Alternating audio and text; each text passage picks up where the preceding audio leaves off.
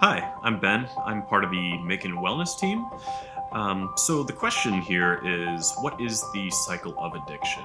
And I think the first thing that we'd want to do is probably define what addiction is.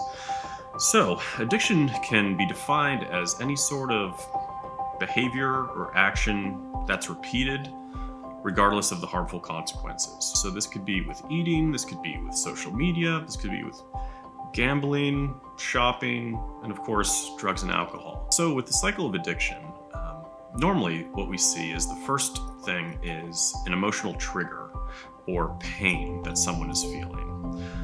And this emotional trigger could actually be a positive thing, or this could actually be a negative thing. And that ultimately will go to the second part of the cycle, which would be using. So, the emotional trigger or the pain that somebody is feeling, they're going to begin to crave and find that they want to use something. So if you had a rough day at work, you might choose to use alcohol as a way to cope with it. Or if you got in a fight with your spouse, you might decide to shop. And so by doing these actions and behaviors, it ultimately takes us to the third part of the cycle, which would be sort of like a numbing or distracting effect.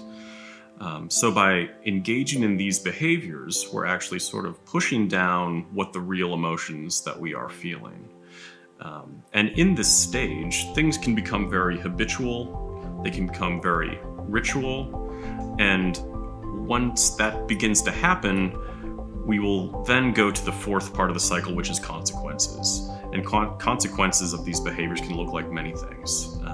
Consequences could be problems with the law. Consequences could be trouble with relationships. It could be losing your job. It could be having trouble with finances. So when someone with an addiction is dealing with these consequences, what they will be feeling will be shame and guilt.